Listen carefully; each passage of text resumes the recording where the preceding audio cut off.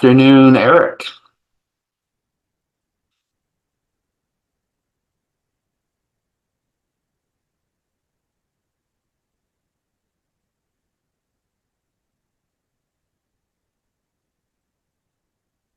You're on mute. There we are. Can you hear me? Yes. Good. Good. All right. You're in Europe, correct? Aren't you? Or you're in the US? I'm in Sweden.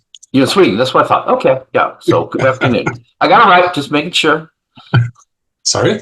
That's the right. I said good afternoon. Yeah. That's the running gag with me and Brian. It's like good afternoon, good morning. Yeah. All right. Morning, Rick. Good morning. So, how are you doing today, Eric? Actually, I've been very stressed. I'm sorry. As usual, I've been working with a book. Oh, okay. Actually, not a Masonic book though, but a book with. I'm helping a guild here in our town. A guild that was created 1350, I believe, and they're making books every second year about like historical events and stuff like that connected to the guild. So very cool.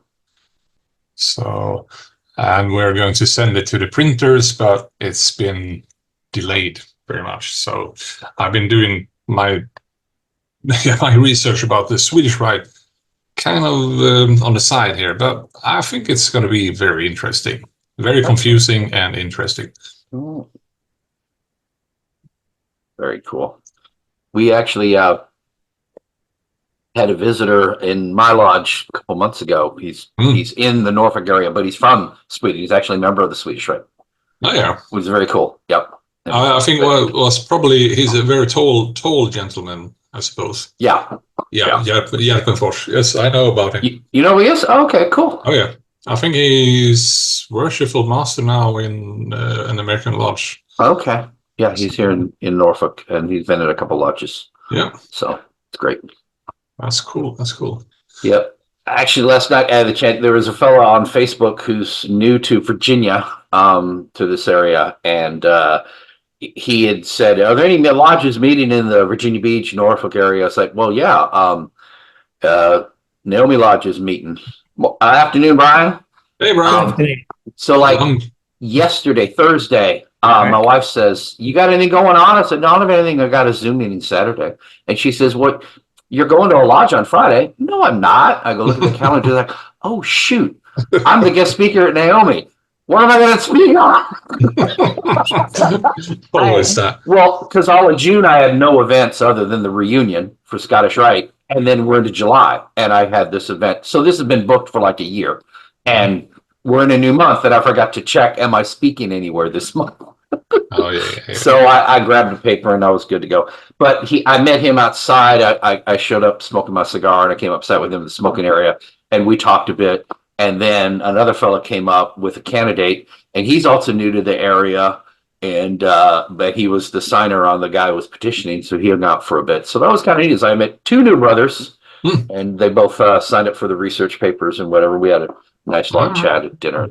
It's good, a great meeting. They had 50 people there. It was a really good attendance. And this is a lodge in my main building that I don't go to anymore much, but we have a big building in Norfolk that has like 10 lodges and Royal Arch Commander, Scottish Rite, all that at one time. And slowly bodies are moving out of there because the building's getting old, and there's a big thing. Do we keep the building alive and whatever? So I have a long history in that building, so it was really kind of neat to get back there. We go dark now during the summer, so we've been closed since mid-May, I think, and we're opening mid-August. So yeah, that's some states do that. Generally, most American lodges don't do that. But this is a case of we don't want to close the building, but we have no choice. It's sort of like it's too old. It's getting too hard to maintain, and the membership we had when we started, of course, has gone down over the years. So I mean, we had lodges close to 1,000 members around the time I joined, and they've all gone down. And so It's like one man dies, he was a member of the Scottish Rite, the Commandery, Royal Arch, 2 or 3 lodges, Eastern Star, and he passes and they lose all of his dues for, all of his assessments for all of those bodies. So, that's unfortunate, but they've been trying to figure out, they're looking at putting in a restaurant now that may help keep things going. So it's like, that would be good. It's funny. It's like people say, well, Mason should support our own building. We shouldn't have outsiders in here. We shouldn't be having weddings here. We shouldn't have. Fine. Can we double your dues then? Well, no. Well, either you need to go bring in 5 people, or we double your assessment, or we bring in, some non-Masons who are going to pay us to use our building. I mean, we have a beautiful stage and auditorium. We should be finding every theater company in the area and say, here, come do your plays here. Just, I don't know. Yeah, I think it's quite sensible. Quite ordinary here in Sweden that the lodge buildings have more functions. Like our lodge building has a hotel and a restaurant in the same building. Right.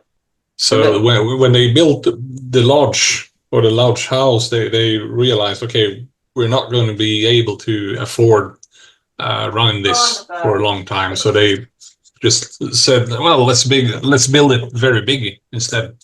Yeah, and just plan for, most American lodges in smaller towns, we have like one lodge. They have the whole first floor is like restaurants, barbershops, something that's going to be there long term, and that gives you enough income to keep the building going. It just makes sense. But this was a huge building. I mean, it's a gorgeous building when it was built. It's 2 stories. There's 4 lodge rooms. And then on the second floor, there's 4 lodge rooms, and then was the Commandery and the Royal Arch had their own rooms, and then downstairs the Scottish Rite had their own room, which is absolutely huge. And the auditorium is 2 stories. I mean, it's big, and a dining hall that'll fit 400 people. You can do a lot with it if you have thousands and thousands of Masons who are in all these bodies to pay the dues and keep it going. But I don't know. We don't treat Masonry like a business at all, and we should, to a point. It should be self-sustained. We need to think about it. It's not just, I'll show up and I don't want to pay more than $100 in dues. Well, that's really not viable, is it? Yeah. Next step is like 10 lodges or something like that. Yeah. I see where Mats Ove here, which is interesting. Hey, Mats Ove. Nice to finally meet you. Yes, here I am, and now we know a little bit more about each other and so on. Yes, so I am just incoming from the morning walk I have on Saturday mornings. Very cool. Good to have you here. Welcome to everybody else who's been popping in while I've been rambling on. Paul, good to see you. Cliff, Kevion, nice to have you here. Omar, Martin.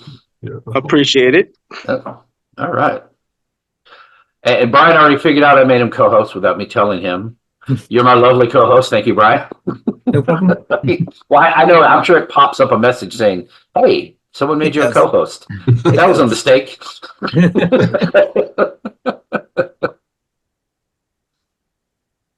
Right.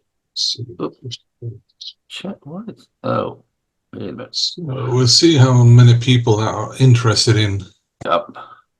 I had several people express an interest, so it's like we shall see. But I never know. These things are always it's like it's like you don't know how many will show up. You put the announcement on Facebook, and 10 people say they will be there, and 30 say they're interested, and of those, 2 show up. So it's like, what, you go to the trouble of saying yes, I'm going.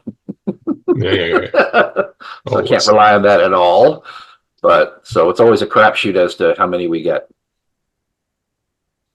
But yeah, there's quite a few people expressed an interest. This is, I think, our 3rd Swedish Rite specific talk. I think you have more. Do you have? I don't know. I can check. Gunnefors, I believe, twice at least. Yeah. Right? And me. You've spoken once before. Owen spoke once. So I think this is our 3rd on the Swedish Rite. I may be wrong. Yeah, there may be other ones. Yeah, I might mix it together with.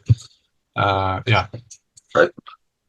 It's always it's funny, you know. The more, Eric, the more I learn, the more I dig into Masonic stuff, the more I learn. It's like, oh, I have no idea. You know what I mean? It's like you start figuring out when I started reading about different. I know of in America, of course, all of the rights are appendant bodies. I mean, I consider, and people argue, and it's fun, that the Blue Lodges are York Rite. Those that descend from England, Ireland, Scotland, even though they don't really like the term York Rite, but that's kind of the term, but we're of that right. We come from England, Scotland, Ireland. We are different, but we're basically York Rite. All of Masonry, the majority of Masonry in the world is York Rite, unless it expressly is something different. And when we have the Scottish Rite, which is an appendant body here. In other countries, it's from EA on, is, it's its own separate rite. Yeah. But I got into a discussion with someone who's from another Supreme Council in Italy, not the one that we recognize, so it's a different one. And he's here in America, and he's insisting that every single one of us is wrong because Scottish Rite can't be it can't be an appendant body. It can't be tied to a Grand Lodge in any way. I said, well, the first Supreme Council, the Mother Supreme Council of the world, we're an appendant body. So you're going to say that all of us are wrong, but you're right. And it's like, you have to appreciate that it's different. There are different rights in different countries. It's still Masonry. I can't sit here and say, for example, well, Swedish Rite, you have to be a Christian to join. And it goes against Masonry. So you're wrong. You're wrong. You're different than me. And you're actually regular to us. So go figure. But there are people who say the commandery in America is wrong because you have to be a Christian to join. But you don't have to join the commandery to be in your Blue Lodge or the Royal Lodge or the council. So you can join all these other things in Masonry that are a prerequisite for the commandery and not be a Christian. But you're saying we're not allowed to have a group that's specifically Christian. It doesn't violate the tenets of Masonry because it's not saying in the Blue Lodge you must be a Christian. And then I mentioned the Swedish Rite, and then their heads really explode. So, but it's just this poor sap from Italy, well, this American who's part of it. The fact that he's a member of an Italian Supreme Council, and they have a Lodge of Perfection here in Virginia, and he lives in New York. I'm still trying to figure that out. But they're obviously clandestine. It's like, well, why are you starting lodges in our jurisdiction then? But it's so funny for him to be like, there was some document that was written before the first Scottish Rite was actually formed. And it basically was allegedly signed by the King of Prussia or something. And I've talked to our historians in the Scottish Rite, and they're like, yeah, that was sort of an early stab at something that no one really adopted, but we acknowledge it's there, but it really doesn't count. Well, this guy swears that's the only authority, and we're all wrong. And his one is the only one that's right. I said, well, we all recognize each other, we don't recognize you, but you can stand out there and say, we're all doing it wrong. Yeah, I heard about the Prussian document there. Yeah. I think it's even been, I wouldn't say circulating in Sweden, but it's known in Sweden because of some reasons there. So we might come into, I'm looking through my PDF here to see. No, we won't do it this time, but okay. If I scratch the surface, it's probably there as well, because the Swedish system is very, very complicated. Right. Well, the whole offshoot is like no one of us can say ours is the only correct Masonry. No. It's just silly. You have to. I mean, the first thing is I have a Grand Lodge and I have a Grand Master, and he has authority over the state of Virginia. And anybody operating outside of us, we have no control and no influence over. All we can do is say, well, I'm not going to recognize you. That's the extent of our power. And that's what I love about Masonry is there's no governing world body that we have to answer to or, God forbid, pay dues to. It's like Virginia does what it wants. And if North Carolina or England or anybody doesn't like it, they can say, we don't recognize you no more. Yeah. That's it. But you operate how you operate. And then these other rights, we can either recognize you or not. But it's like you got your own set of rules. I'm not in any place to say ours is the only correct version of masonry. I mean, sure, the Brits will say, yeah, you're doing it mostly wrong Okay. because we do it different, but it's just, that's the kind of the neat thing about it is we learn all these other things, but there's so many similarities. I'd rather focus on the similarities. We're all have the same goal. We just choose to be set up differently. And no one has the right to say, we're the right way and all of you have done it wrong and you need to change. Like, no, it's not going to happen. So, just wonder at the differences and let it go. So anyway, welcome to everybody else who's joined. I see we have Chris Tripp. Good to see you, brother. One of our frequent speakers. Good to have you. Good to see you too. And Michael Joyner is trying to connect. Trying to connect, yes. Yes, there he is. All right. Yeah, we're getting a good crowd coming in. This is good. Hello to everybody I didn't say hello to already. Nice to have you all here. We're about 5 minutes in. I'm going to go ahead and open up. Good morning, everyone. My name is Chris Douglas. I'm the Senior Warden of Virginia Research Lodge, number 1777 out of Highland Springs. I'm also the all-around web person. I'd like to welcome you to our unstated meeting for July 6th.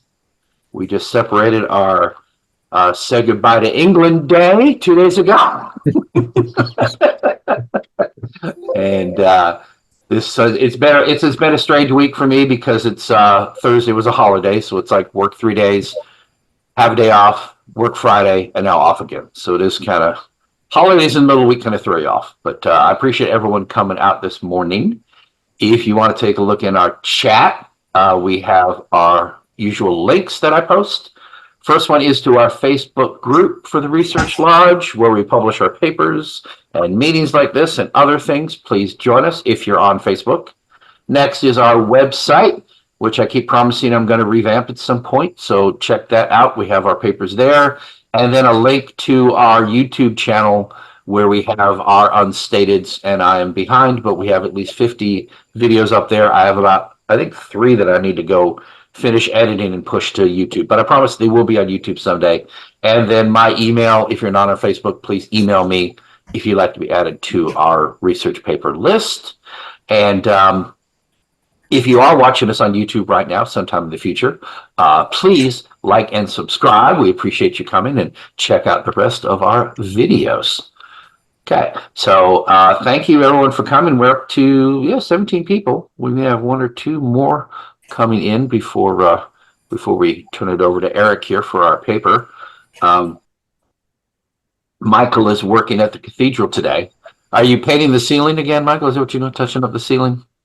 Yes. I dreamt I slept in marble halls. Oh, okay, good. All right. Is that Shakespeare or Lovecraft? I'm not sure what. It sounds like typical Lovecraft. Well, if it's Lovecraft, I'm not coming out, am I? If the walls are melting, it's Lovecraft. That is lovely. What is that background there, Michael? Now that I remember, I think it's Chartres. Okay. Yes, which we've had a presentation on. Yes. Very cool. Oh, see, there you go. Brian's got the Union Jack up. He's Oh, gotta be done, mate. Gotta be done. yeah. You've seen it, Brian, because it circulates around the 4th, and it is actually it's something you should be proud of, I think. But someone puts out something saying that every 6 days somewhere in the world a country celebrates the same holiday, and that's declaring independence from Great Britain. But as I think about it, it's like, yeah, your response could be, yes, we civilized the world. What of it? Exactly. I mean, it works out quite well. You go in there, you straighten things out, and then they spin off on their own and do their own thing. Certainly something to be proud of, actually. But that's just my take. Let's make sure everything's still straight here. Okay, we seem to have settled at 17. If everybody else comes in late, that's on them because it's 10 after. Oh, brother, Aday. I always want to say hello when I see you pop in. How are you doing? Hi, Chris. I'm good. How are you doing yourself? Good, good to have you here. Well, welcome everyone. I'm going to go ahead and introduce Brother Eric Larson. This will be our third, as far as I know, our third talk on the Swedish Rite. It's a quite popular topic here. I think between that and alchemy, that's the leading things. One day I'll go back and review all of our papers and kind of see like trends or whatever. It's like how many different topics we cover, but we do cover a lot. But Eric is going to go ahead and introduce himself, and he will get into his paper on the Swedish Rite. Yes. I've been trying to figure out, with the aid of two research lodges, actually. The I'm sorry, background. I always forget to do this. Do you have a presentation? Do you need to show something? Yes, Okay. I have. I always forget to ask that before, and then you get on the start. Yes, I Give you have. permissions. Great. That's not it. One sec, and then I'll shut up. Okay, yeah, all participants. Oh, maybe that's what I'm about to. Okay, right. Yes, you should be good to go. Sorry, please continue. Yeah. How to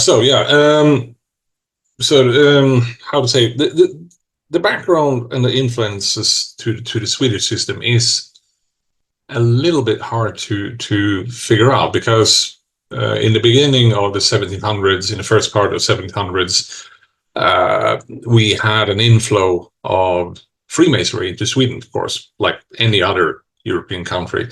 However, that was, I would say, kind of everyone tried to do Freemasonry at once. So you had like a turbulence in Sweden in the beginning there. You had several people coming in with different patents, allowing them to operate on Swedish soil, and finally around 1800, the beginning of 1800s, it all kind of got streamlined. But the beginning there is very interesting, because you see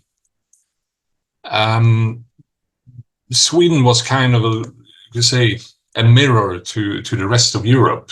I mean, the whole of Europe was so much different fraternities, and Sweden was like no less than that.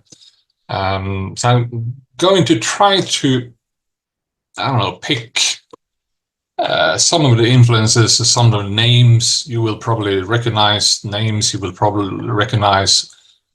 influences.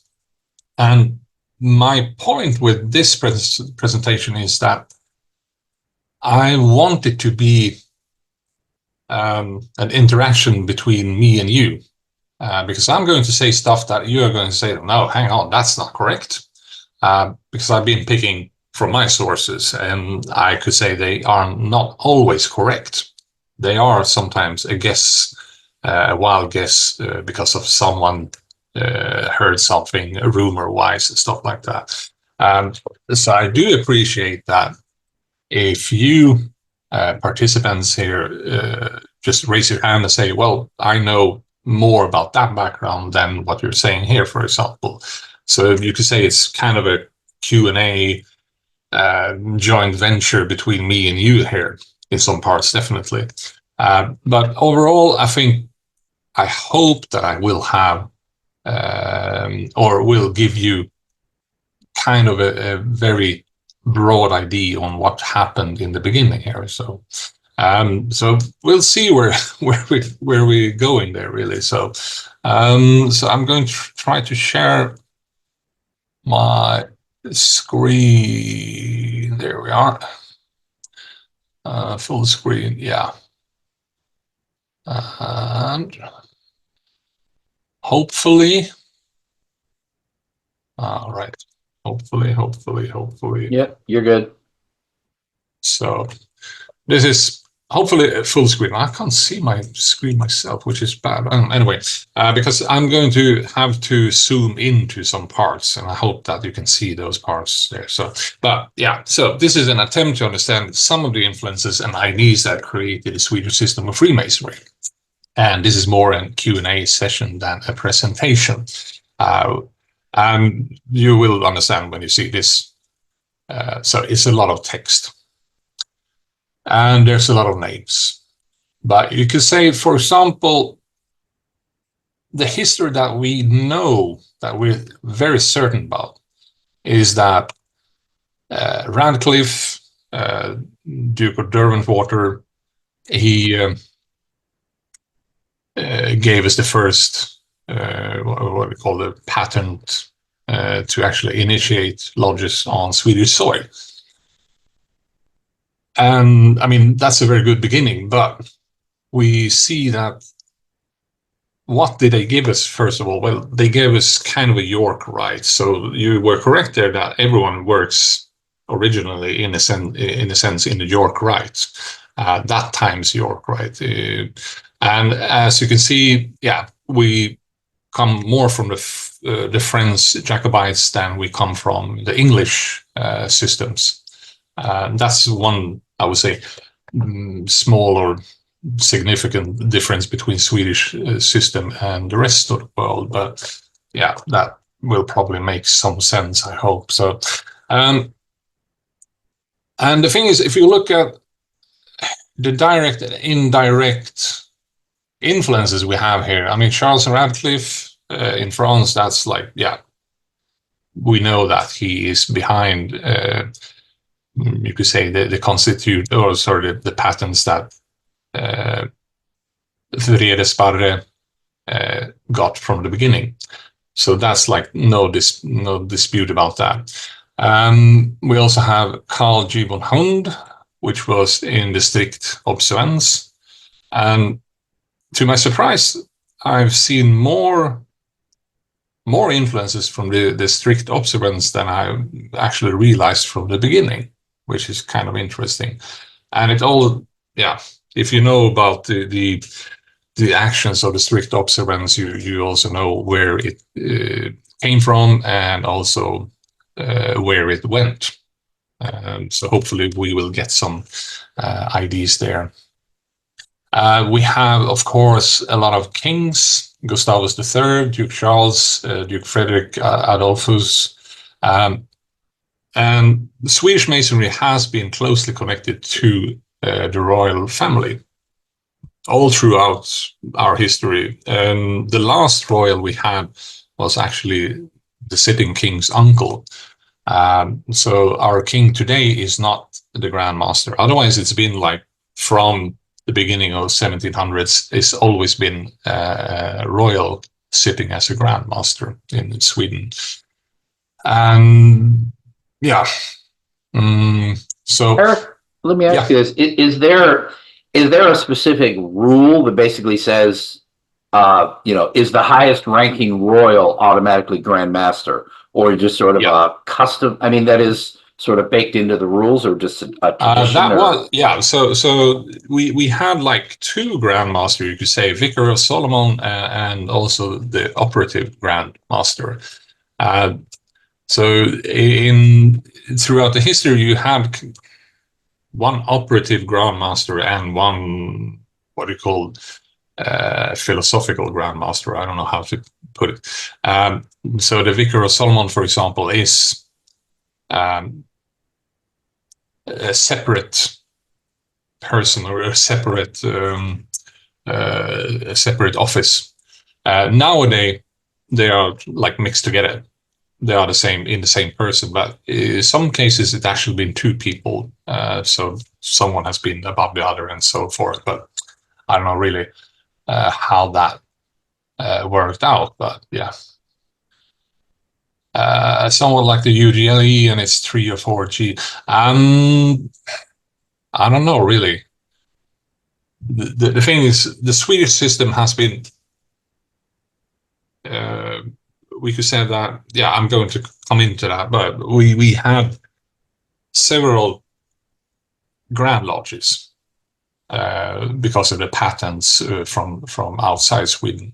So we had like, I wouldn't say competition or anything like that, but we had a silent agreement that, okay, you run that part of Sweden, we run this part because of the patents. And it also happened. For example, Charles Radcliffe, he gave patents to different people, different years. So 1 year he gave a patent to Sparre, for example. Yeah, you're welcome to operate lodges. And some years later, he gave it to Scheffer. Also, yeah, go ahead. So there's kind of a confusion there. It's like, yeah, Radcliffe or who was running the Grand Lodge in France, Sweden, whatever, which is also sometimes a bit confusing, I would say, but hopefully it will be clearer. But we can say, yeah. Eric, I was looking for the word because I couldn't think of it. Figurehead. Yeah, It was figurehead. It was symbolically in charge, but thank you. someone else is doing the work. I know there was a word. That's correct. So yeah. And I'm curious, the brother Valdir, the Grand Lodge of England only has one Grand Master, I think, but there is another title. Maybe one of our British Masons here can explain that, but it's like the Duke of Kent is the Grand Master, but I think there may be there's another term for someone who kind of is appointed yearly, who's not. Yeah, they have the Program Master who. I mean, we have British brothers here, so they can explain. But yeah, they have the Program Master, a deputy, and an assistant Grand Master. And like I joke around that they have 4 Grand Masters, but you're correct. There's only one Grand Master, who's the Duke of Kent. They're not appointed yearly. There's no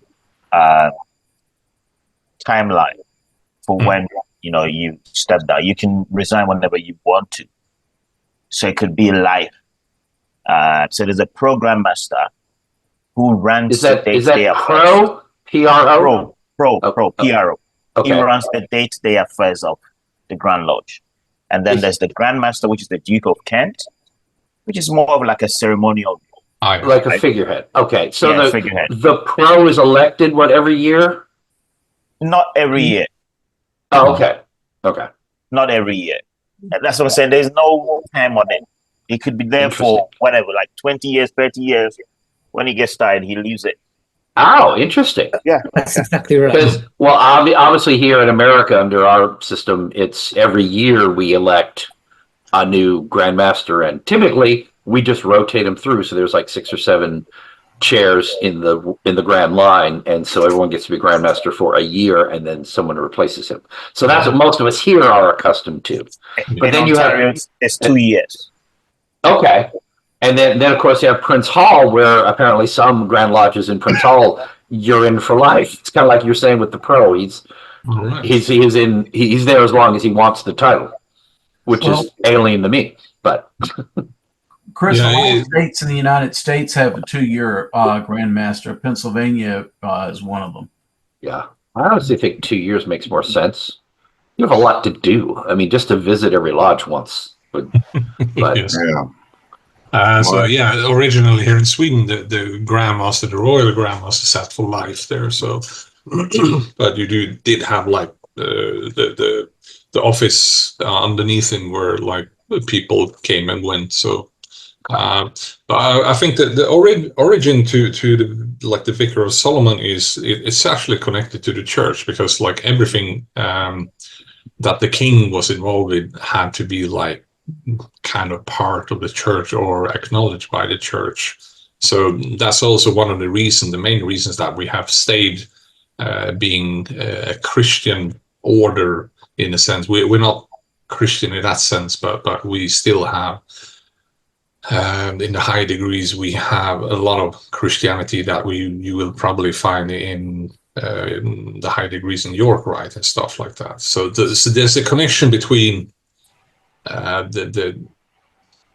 the Christian belief and the higher degrees. What is the Church of Sweden? I'm not even aware what it's the church.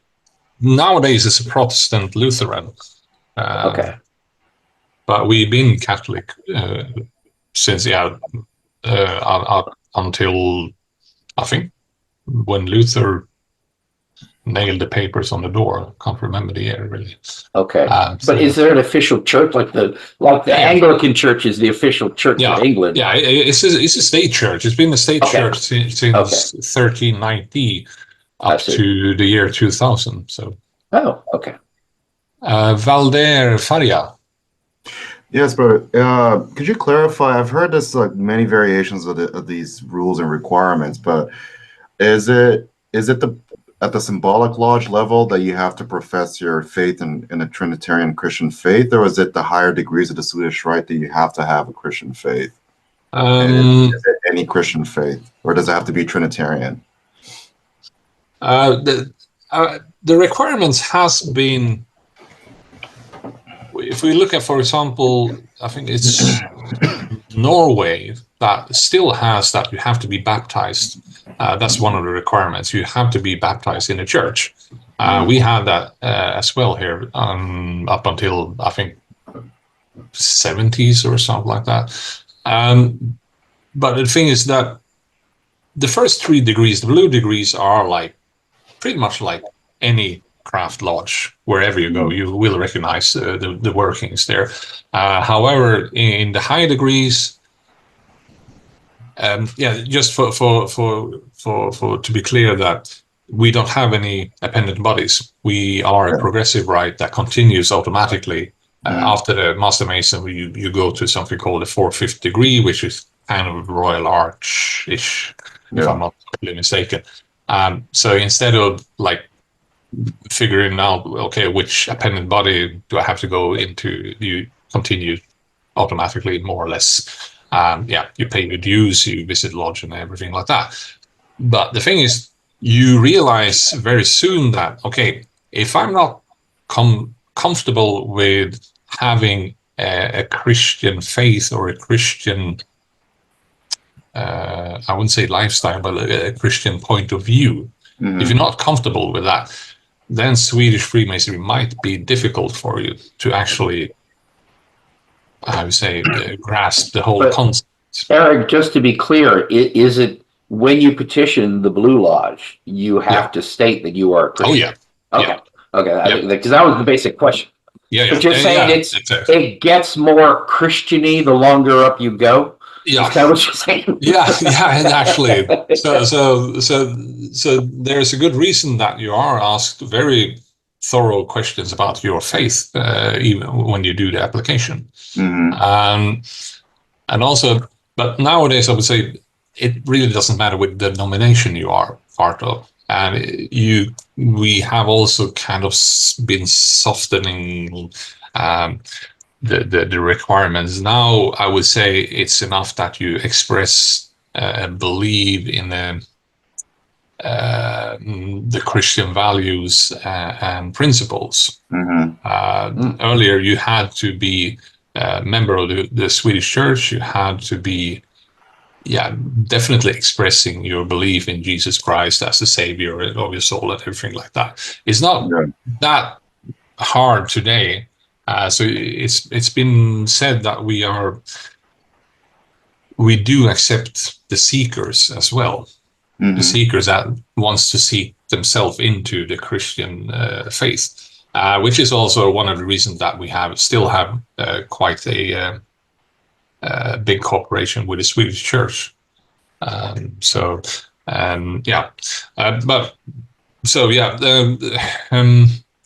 that I would say that trail is on a bit on the side from what I'm going to talk here about. We see, for example, one of the reasons that we've been attacked by other Masonic bodies is the Christian idea there, which comes from, I would say, very early, probably as early as from France and the Jacobites there. So we just kept it, and then you have like the Templarists there. So I'm going to come into that hopefully. So we'll see some kind of sense there. So let's try to continue. If you have anything to say, just raise your hand and we see where we can get there.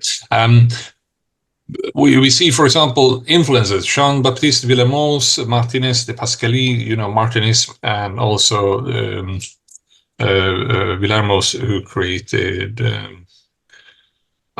I forgot the name of it. Anyway, but those are also influences into the Rite Écossais and the Rectify Scottish Rite. So we have like a background pretty similar to Rectify Scottish Rite, Rite d'Écossais, and later on the Scottish Rite.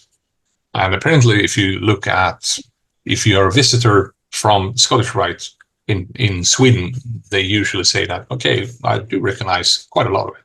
Not all of it, but most parts there, I would say. So the Rectified Rite, yeah, exactly. Rite Rectifié, I think it was called from the beginning there. So if you are familiar with Martinis, you are also going to recognize some IDs inside Swedish Freemasonry. There are also other influences, which I'm not going to go into that much because I don't know if everyone is a Master Mason, first of all. But there are stuff in the Master Mason degree that is very different from Anglo-American Freemasonry.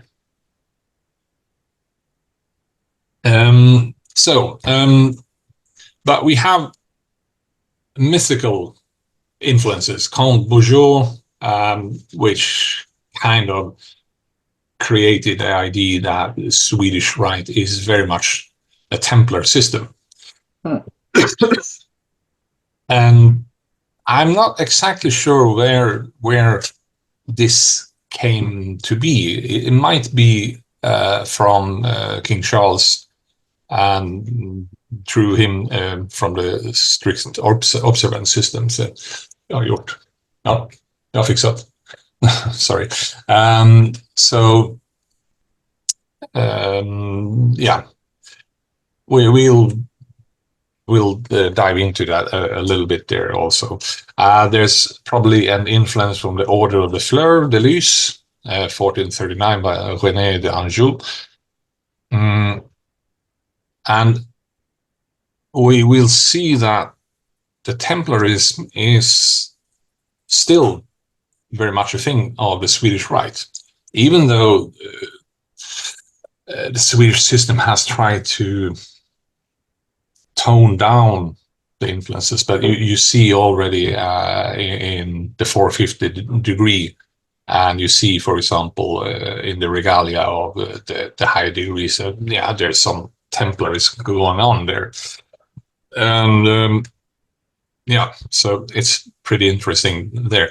And you also have influence from stuff like Elias Ashmole. If you've been reading esoteric and occult history, you're probably familiar with Elias Ashmole. You're probably also familiar with Boheman. And there's a lot of other influential people that affected the fraternal, how do you say, the fraternal field in Europe during these days. We also have Swedenborg, for example, who's been a big influence as well. So, so hopefully this is like giving, I don't know, a start for the confusion that I've been feeling so much, trying to figure out what did go on in the beginning there. And so, yeah, and also we do know that the patents that started kind of the Swedish system is based on Anderson's constitution, so there's no doubt about that. But there's a lot more. So on to the next, yeah. So even more text there. So I don't know if you can see. Hopefully you can see everything. But if you have problems seeing something, just raise your hand there. So we had several lodges that later merged or become part of the Grand Chapter that eventually came to be in Sweden. We also had a lot of actually clandestine lodges in Sweden during these days. We had countless clandestine lodges, actually. We had people coming from England starting lodges on Swedish soil without permission from the rest of the lodges and stuff like that.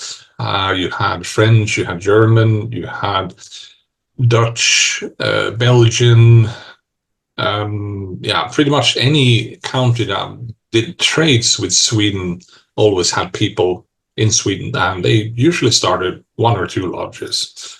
Some of these lodges actually kept up and became incorporated into the Swedish system, but a lot of them just like died out more or less.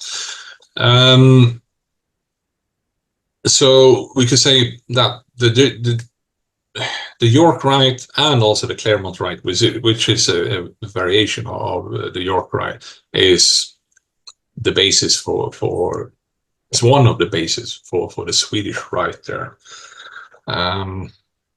So, for example, Dr. Engelhard received a patent from the Count of Claremont, Grand Master of Grand Lodge of France, for the practice of high degrees.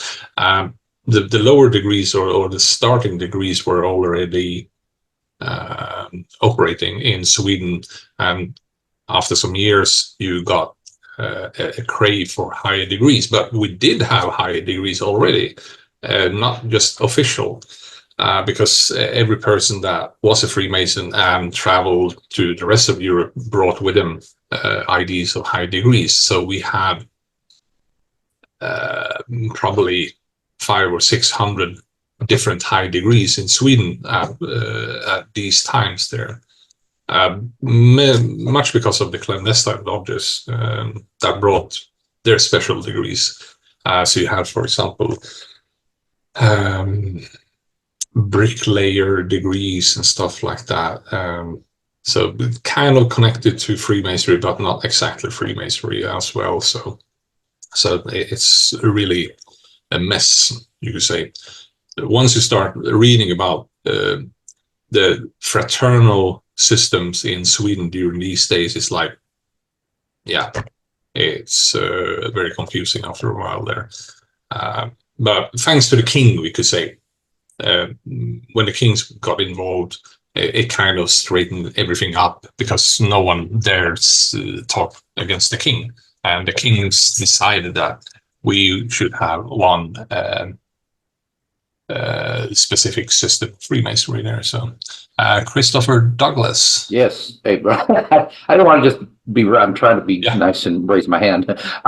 So when you say clandestine, just to clarify, so this would be like a lodge from England, but when you say clandestine, I tend to think of something different, but maybe it's kind of the same. Mm-hmm. So you recognize the Grand Lodge of England. So as a Grand Lodge, they're not clandestine, but they're chartering lodges in your territory. Not quite, but rather you could say that you had Masons that were part of maybe Grand Lodge of England or anything, but they did on their own terms start lodges on Swedish soil without having patent from England or patent from anywhere. Okay, so like that is technically clandestine. Okay, so they are clandestine. They're from England, but they're not a valid lodge under England. They're just exactly. We're going to start our own lodge. Okay. Yeah, pretty much. Okay. All right. So it was like I don't know, open territory, open market here in Sweden for a while there. So I would say anyone who wanted to start a lodge could. Yeah, they did start lodges.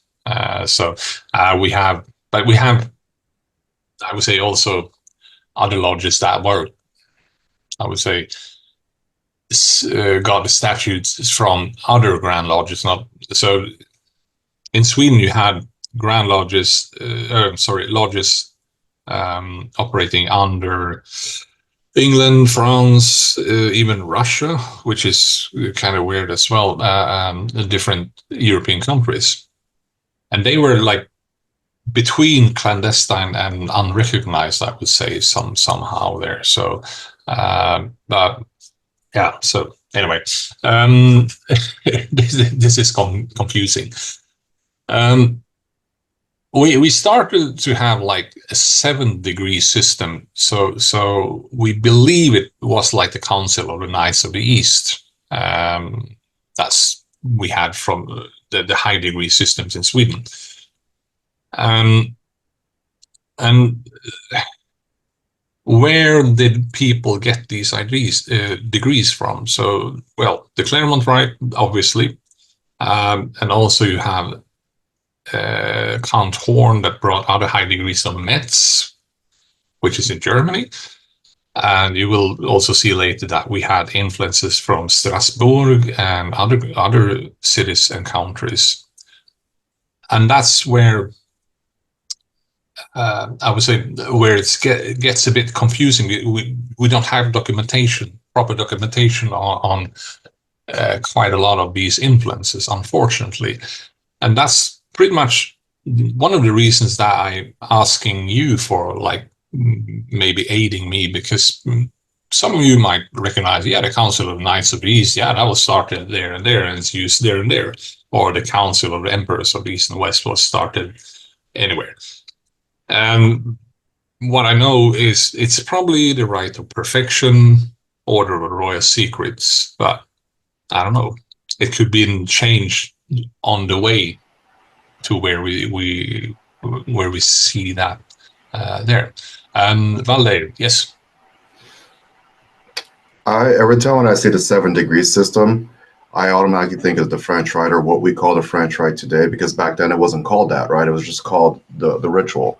Yeah. But what they developed and took all those high degrees that were lingering about the continent and boiled everything down to 4 different degrees.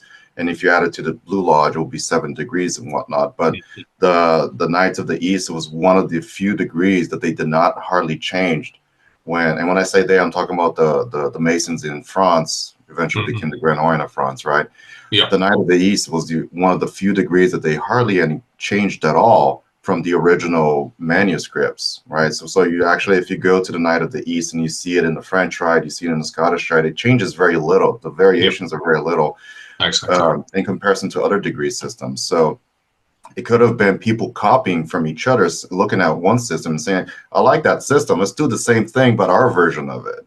Oh, yeah. It could be as simple as that, right? It's probably not a very complicated explanation in the background. I think that's probably, that's using Occam's razor on the degree systems there, because I mean, it's exactly as you say, the Knight of the East. Yeah, we have it in the Swedish system still today, and it's very similar to the Knight of the East in the other different systems. Hey, Eric? Yeah. I know we're going titles. It's hard to, I don't want to make assumptions, but the Knight of the East in the Scottish Rite is the 15th degree, and that's Zerubbabel going to King Cyrus to get permission to rebuild the temple. Mm-hmm. Yeah. Is that the same one we're talking about then? Well, Or is it different? the history is different. The title is the same, but the history is different. Okay, because that's why, I mean, I try to, it may be hard to do a 1-to-1, but it seems like, because of course the Scottish Rite, we started with the Écossais, they added all these other degrees from France and fleshed it out. It became all 29 degrees. Yeah. So I'm just trying to see if there's a 1-to-1. So unfortunately, it isn't. I mean, since my last presentation, I've been trying to figure out, okay, is there like a direct translation between the degree? But no, it's not, because it depends on, for example, the Scottish Rite, if it's northern or southern, that's a slight difference there as well. Yep. The York Rite. And also that we have... I'd love to do that sometime. Maybe we can trade notes back and forth and see if we can map out if they're the same. I mean, obviously, if you have a degree that involves Zerubbabel and King Cyrus, then it's probably the same degree, but you may call it something else altogether. Yeah, but that's actually in a higher degree than that I'm in now. Oh, okay. All right. So I know that because I've been... Well, I've got the degree and you don't, so there. Exactly. Well, the unfortunate thing here in America is, like, we have 29 degrees in the Scottish Rite in America, and we only confer 5, and then there's about, each valley may confer other ones from time to time. Right. So there are degrees we don't even receive, but technically we have them, because the Scottish Rite typically doesn't confer all of the degrees. We have the ritual, and we'd have to put a degree team together to do it. So it's a different kind of thing. There's only certain places in America where you get all 29 Scottish Rite degrees, and it's rare, which is quite interesting. Unlike the Royal Arch, the Commanderies, the Council degrees, you do receive all of those on the York Rite side. When the Scottish Rite, you only have to receive 5 of them to be a Scottish Rite Mason. And those of us who go digging deeper, it's like, well, I get the script. I've written papers on this degree or that degree. I've never seen it conferred. So it's a whole different world over here. Yeah, I mean, Freemasonry is extremely simple. Definitely. Yeah. Sorry.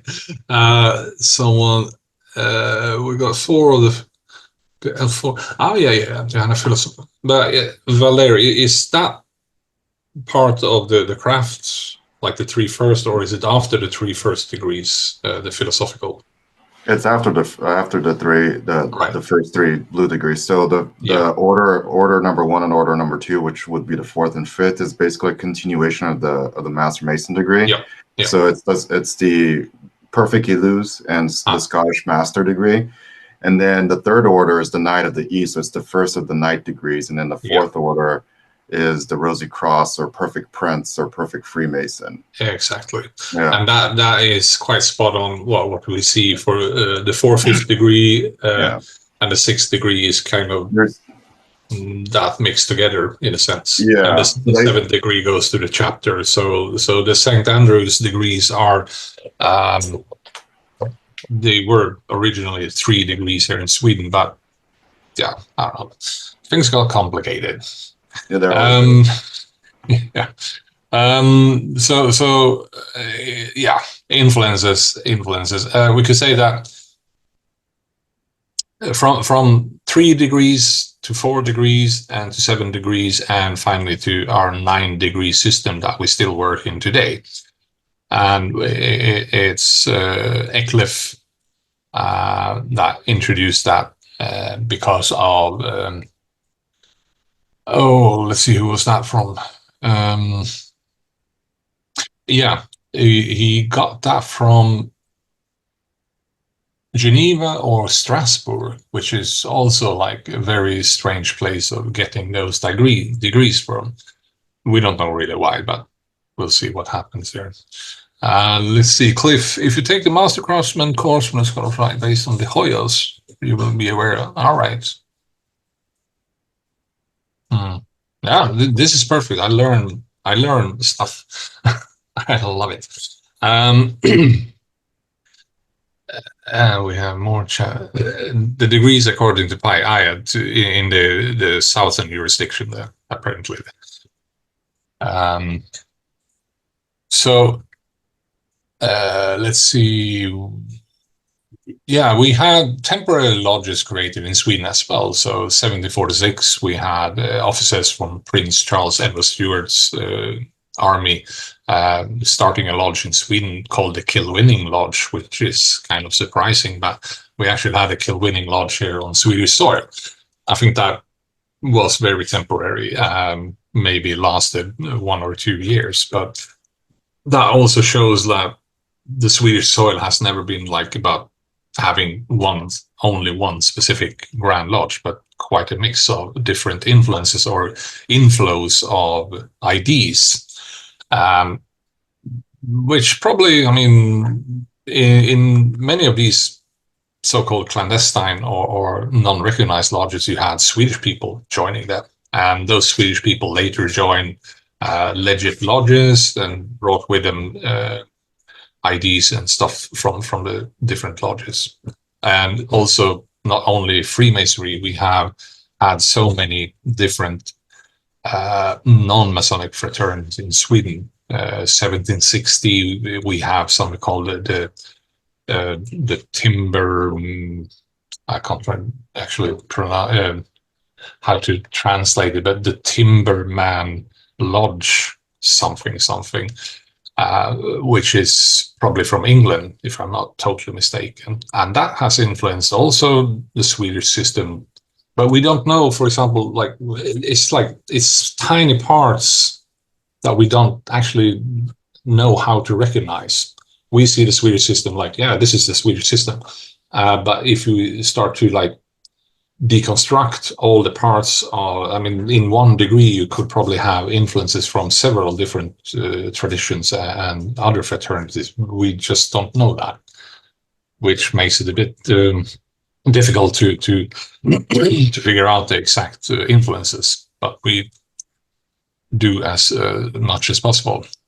Yeah, De Hoyos is a very good writer. I should read more about him. Of him. 7 Degrees from Strasbourg and Geneva. Yeah. And later on, Grand Chapter. Yeah, nothing special. At the same time, in the 1760s, Zinzendorf bought from Eklef, actually, the whole, you could say, the whole system. So in Germany, you have an old version of the Swedish rites as they looked like in the 1760s before Duke Charles reworked them. So if you go to Germany and looking at a Zinzendorf rite, you will see kind of a Swedish rite from the 1760s, which is quite interesting. And I will say, from a historical point of view, I really want to go to Germany and watch these rituals going on, because I would probably learn quite a lot from them to see, okay, this is not part of our and so forth. So we'll see. Somewhere something comment was sent to yeah. So more influences. Yeah, Swedenborg.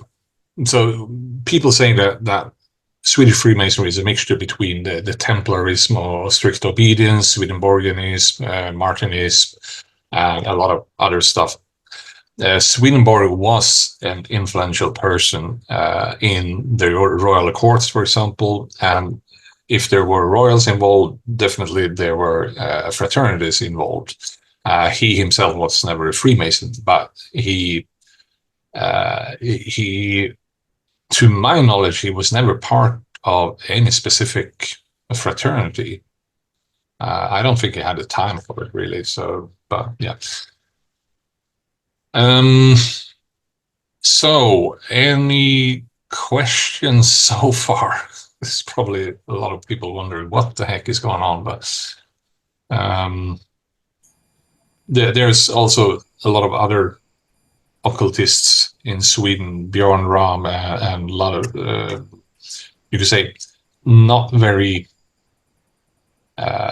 recognized, how you say, as authorities in occultism, but still very influential in many ways there. So, Michael Joyner. Yeah, I have 2 questions. Early on, you talked about the relationship between the Swedish ritual with the royal family. Yeah. It's interesting that when Edward VII, Queen Victoria's son, joined Masonry, he joined, I believe, in the Swedish ritual rather than he was yeah. initiated in Sweden. That's correct. Were there any other English royals that did that, or that you know of? No, to my knowledge, he's the only one. We have had German royalties, quite a few, but okay, so he's more the exception than the rule for that. Yeah, and I really don't know why he got initiated in Sweden. It's obviously a reason, but I'm not familiar with why. Yeah, it's probably written down somewhere. Secondly, with all these unique differences, if someone from America who's basically a master Mason wanted to come to Sweden and visit a lodge, what would he do? Where would they allow him to visit? As a Master Mason, if you're Master Mason and not part of the dependent degrees, that you're welcome to visit a Master Mason lodge, degree 3, a 3rd degree lodge. That's no problem. Then it's pretty much a complicated history between the secretaries to figure out, like, if you are part of the Scottish Rite, 18th or 19th degree, then your secretary and our secretary has to try to figure out, okay, which degree can you visit? So that gets a bit complicated there as well. And I've heard actually a Scottish Rite from America that were allowed to visit a higher degree than they were supposed to visit, and got some things revealed, unfortunately. So it's not the perfect match, that's for sure. Right. But I would say nowadays, with internet and everything, it's easier than it was like before. So, but still, there's always a risk of so I think the Swedish secretaries usually try to take safety first and say, yeah, you can visit up to this one, but you might be able to visit up to this degree, but you won't because we're not sure. So yeah. So I hope that answers the question. I guess, like you said, Scottish Rite potentially would allow you to visit as some higher degrees. Would that be? But of course, Virginia's Royal Arch is different from everybody else's. But it still has some matches, to that. I don't know if that the same thing. If there would be something that a Royal Arch Mason could see some additional work possibly. No, I think no.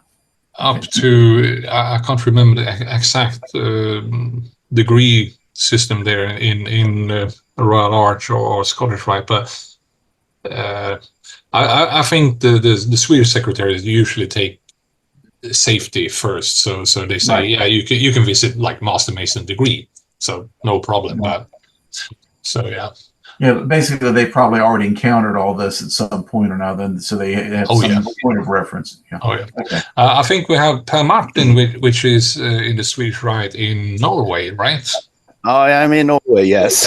10th degree in Norway. Exactly. But I just wondered, in Sweden, don't you have a Masonic passport?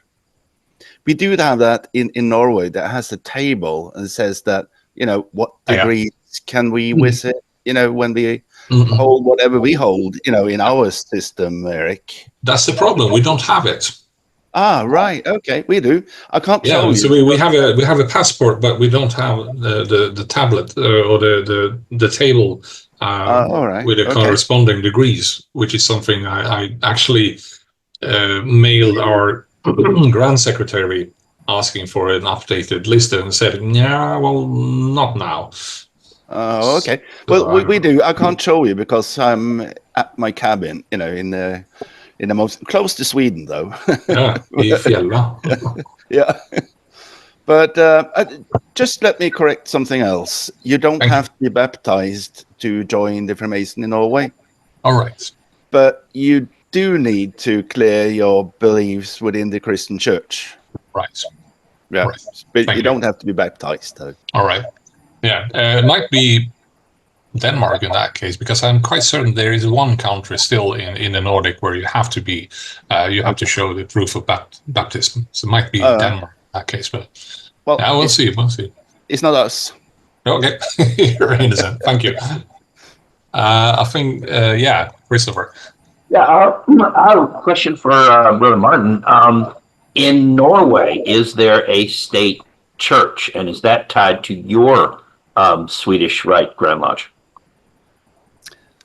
Yes, we do have a state church, but there's nothing to do with the Freemasons. Okay. What is the state church? What's the religion or the name of it? Oh, it's the same as Sweden. Yeah, Protestant Lutheran. So yeah. Okay.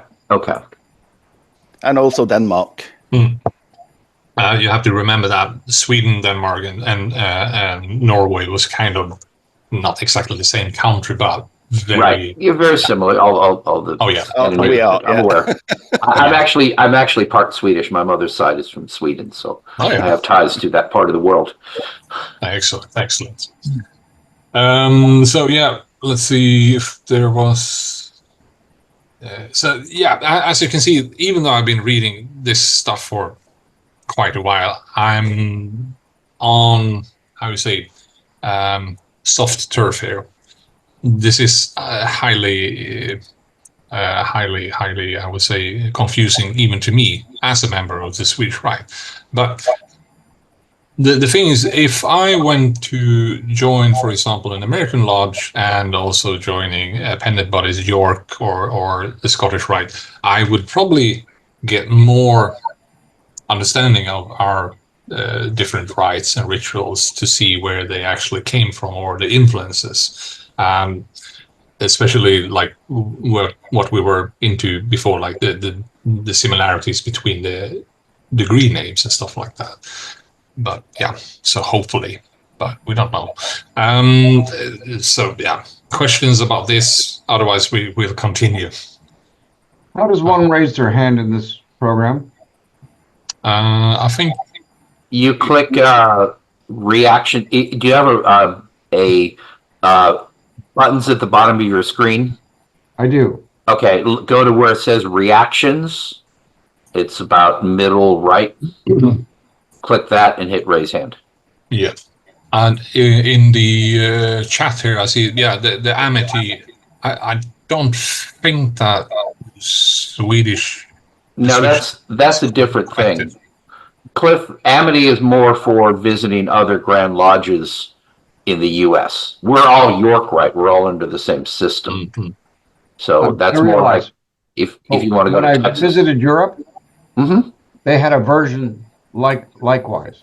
Oh, do they? Okay, interesting. Really? I'm not sure it was exactly the same because it was in Italy. Oh no, And that's frankly, I correct. didn't understand half of what it said. But Well, they may well. Okay, so they probably. I'm sure. I think it started in the U.S. So obviously, at some point, they expand it to include other continents and other. So okay, but yeah, you run into this issue of being a completely different right. Like we're kind of touching on here is how much can you attend? Exactly. I think there's an attempt to do like a Nordic Amity kind of, but it's actually just unnecessary here because we have that good connections between each other, so we know pretty much which we can join and not, so or visit. So, granules of multiple right. Yeah, of course there are. Oh yeah.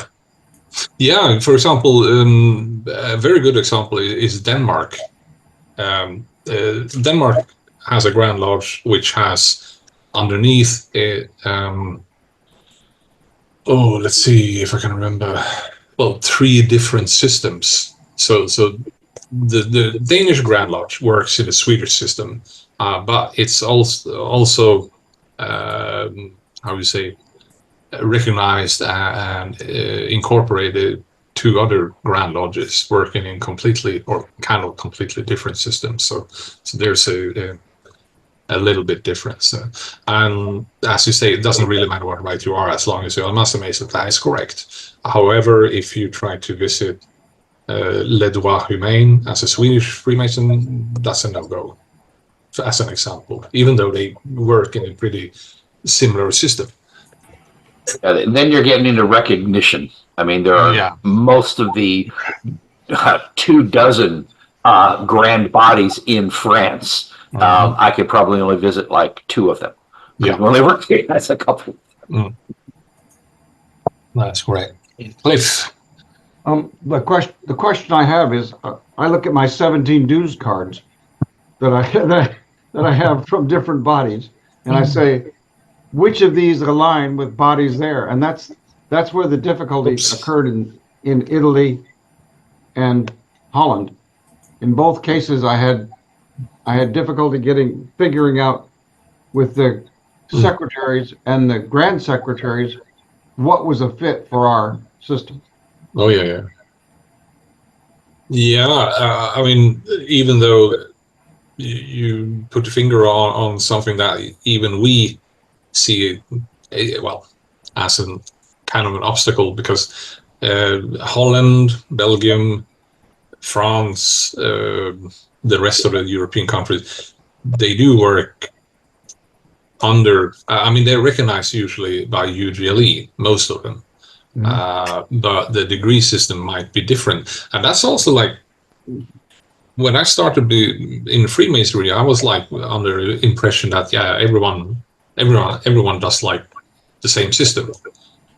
Until I started reading more about the differences between Swedish system and, for example, American systems. And that was like opening a can of worms a bit, because like once you start reading about different systems, you realize that, okay, it's not very streamlined. It's not very easy to figure out what can I visit and what can I not visit. So there's probably a reason that, you can visit Master Mason degree. That's it. Don't bother trying to ask for any other degree, because the secretaries are like as confused as we are usually. I guess. I was invited to a Haitian, while I was in Haiti, I was invited to a Haitian lodge. Oh, yeah. I got there and discovered that the master was a woman. Oh. And said, gee, I'll have a lovely dinner with you guys, but I can't attend lodge with you. Yeah. So yeah, Haitian. That's a very interesting thing that I'm also doing some research on, but that's for another life. Let's see. Rely on a Grand Lodge with letter. Yeah, they will hopefully sort it out. Definitely. Eric, if I might interject something, I think at the time our systems were set up, typically, I mean, you may have some people who travel, but pretty much you don't have people who just can fly in. Like today, if I decide on a whim, I'm going to go visit your lodge, I can hop on a plane tomorrow and be there. So it's sort of like they didn't anticipate as these systems evolved that you'd have people from other rites frequently coming. I mean, I'm sure in Europe it's easier to travel back and forth, but sort of like, if you're going to live here in Sweden, this is our system. This is what you use. You probably didn't have as much tourism back then for Masonic tourism.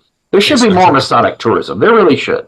We should make an effort of going to visit other countries just to expand our horizons. But it is. But I mean that points out also one of the problems or obstacles that we have with research in the Swedish system is that very much was from mouth to ear.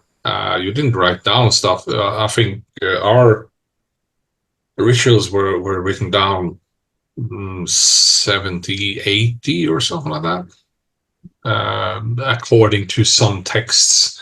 Otherwise, it was like just small snippets of text and stuff. So the actual ritual work wasn't written down properly until very late.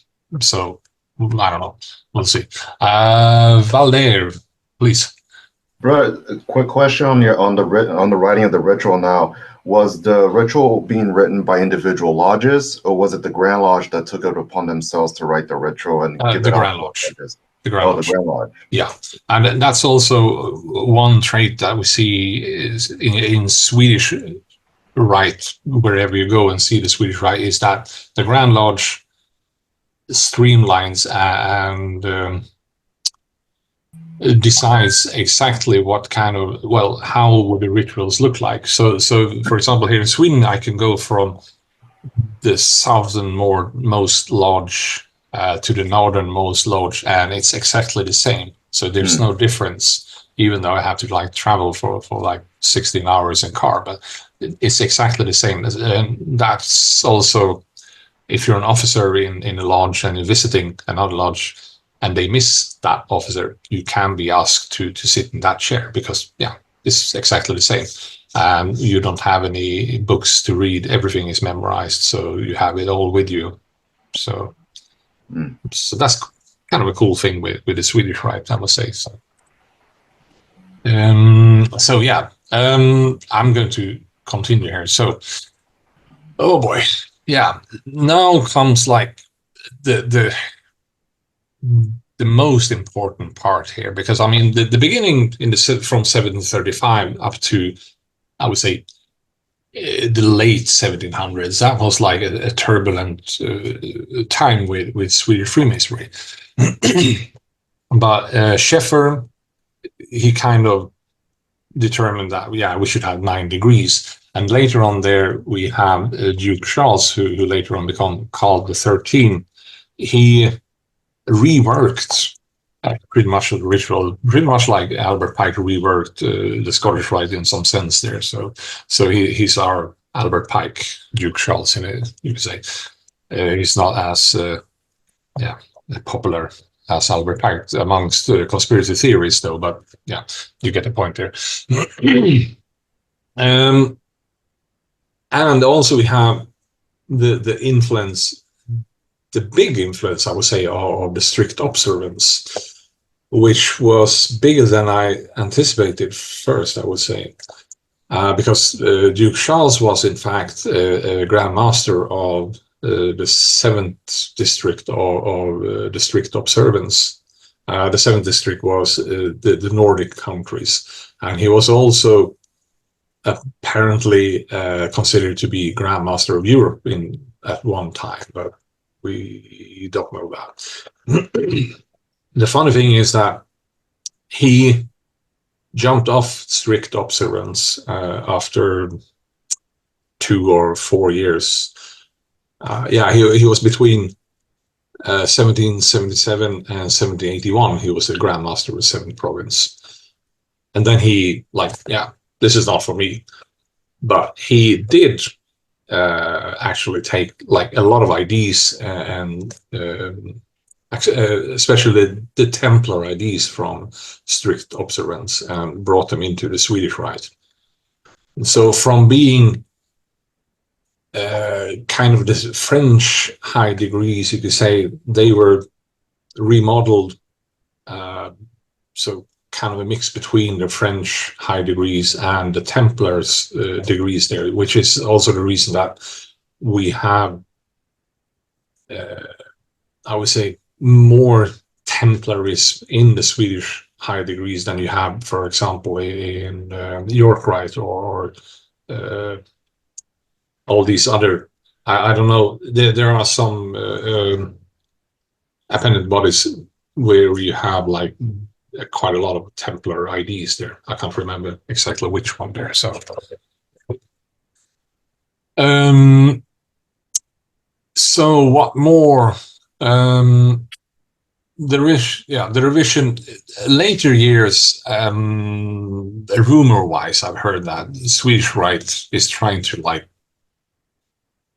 subdue the Templar IDs because they were strict observance. I don't really know how much of that is done because I'm not part of the chapter yet. I'm going to be a member in the chapter of the 23rd of August this year, when I receive my 7th degree, and that's like the first actual Templar degree. And probably I have more information after that, if I'm allowed to say something about it, which I'm probably not, but we'll see. But this is like also like a good, I would say, example of the influences that, like the melting pot that is the Swedish system. For you see, it's not only the strict observance, but you have like anything involving like the York strict observance, rectified Scottish Rite, Rosicrucianism, Hermeticism, esoteric IDs, Kabbalah, Asiatic Brethren of St. John the Evangelist, which is extremely interesting if you start reading about that bunch of people. You have a writer, Athanasius Kircher, Georg von Welling, Christian Knorr von Rosenroth. These are quite unknown for I would say many Masonic researchers. Some research go like, these people, of course, but they didn't influence Freemasonry. They influenced Rosicrucianism, they influenced Martinism, they influenced all kinds of different other fraternities operating in Europe at that time.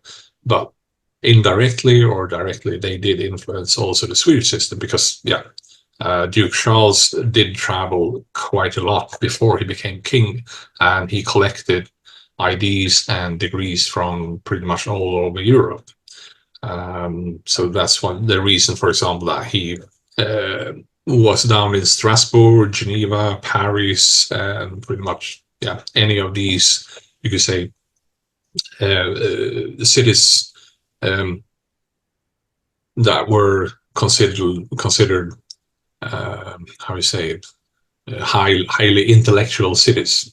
So in Sweden you had like that idea that if you were a son of a nobleman, you had to visit like the intellectual cities around Europe. So that was where he found a lot of IDs there. So Christopher. Eric, I just wanted to interject something about the rite of strict observance. Yep. I did a paper on all the different rites in Europe and covered most of them. And what was interesting is the Rite of Strict Observance, and just to throw this out there, the Rite of Strict Observance was a body that specifically, all Masonic bodies, we kind of hint at, well, we probably came from the Templars. We were influenced with it. Some like to think, and I'm inclined that way, the Templars fled to Scotland after De Molay was killed, and they went into hiding, and they eventually formed Masonry as a way of perpetuating the concept of the Knights Templars. And some say we were just influenced by them, what have you.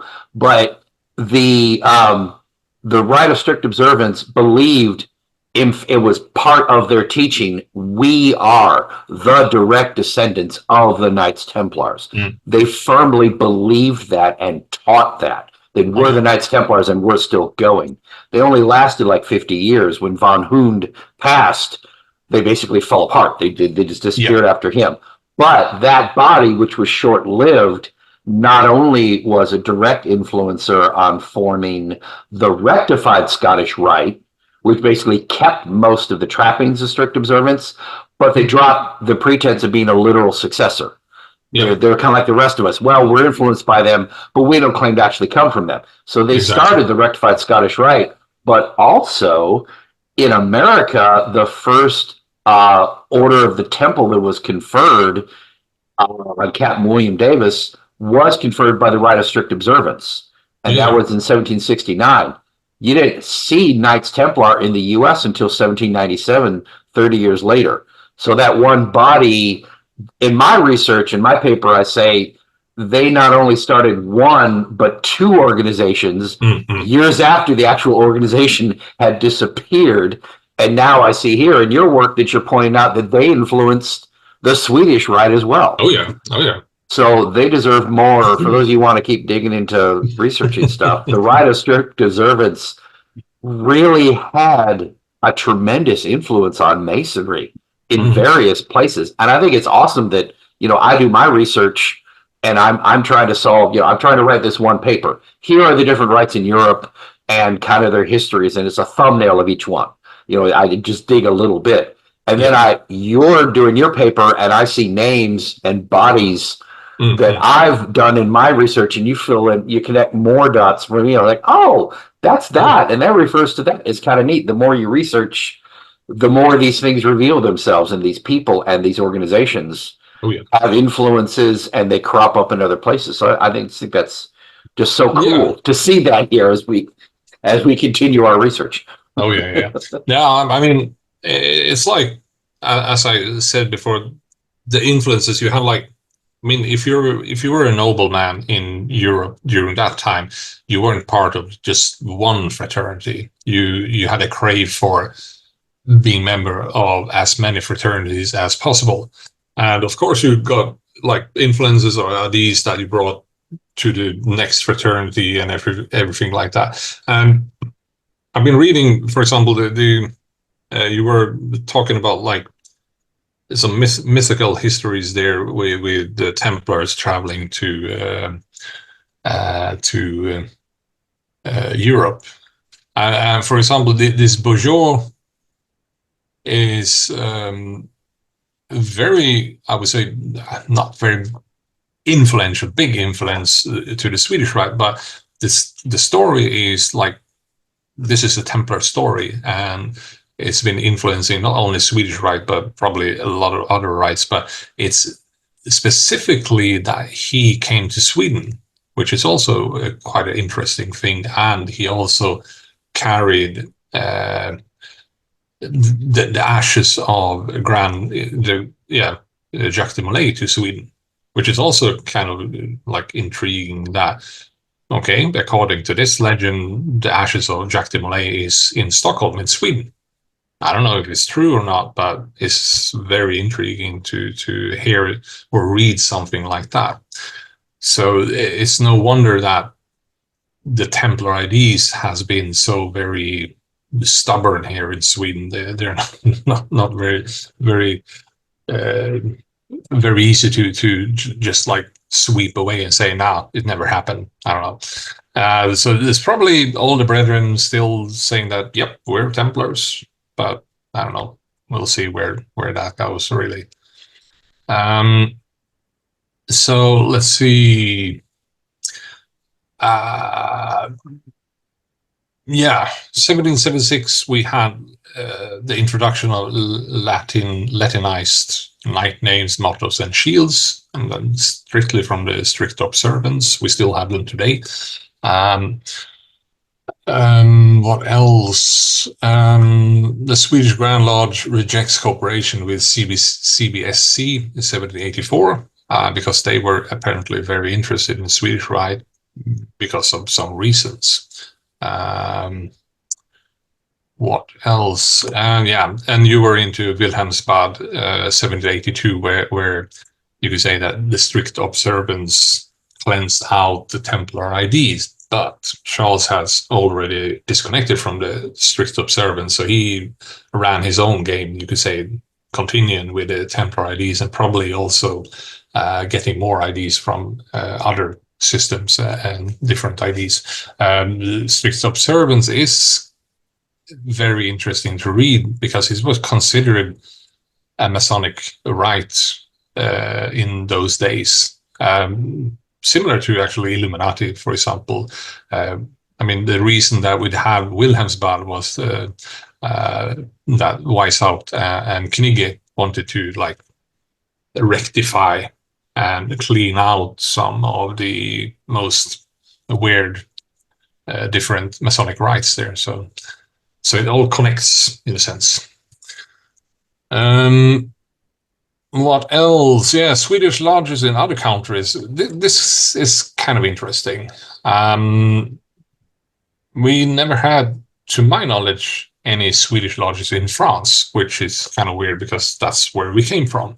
But we have and have had Swedish lodges in Germany, in Constantinople, Istanbul, St. Bartholomew, West Indian Island, and also in Canton. So the first Masonic lodge on Chinese soil was a Swedish lodge, for example, which is also kind of interesting. And also, which something that I saw today, the first ever contact with a lodge in the United States was actually with Virginia Grand Lodge from the Swedish Grand Lodge. Hey, how about that? Yeah, so it kind of connects everything there. So the first official contact was with Grand Lodge of Virginia, 1826.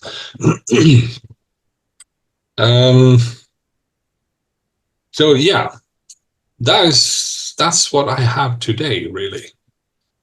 A lot of things to ponder upon and question. Definitely, everyone should question this because this is what I've been picking up bits and pieces. But I think Eric, do you know if how many Grand Lodges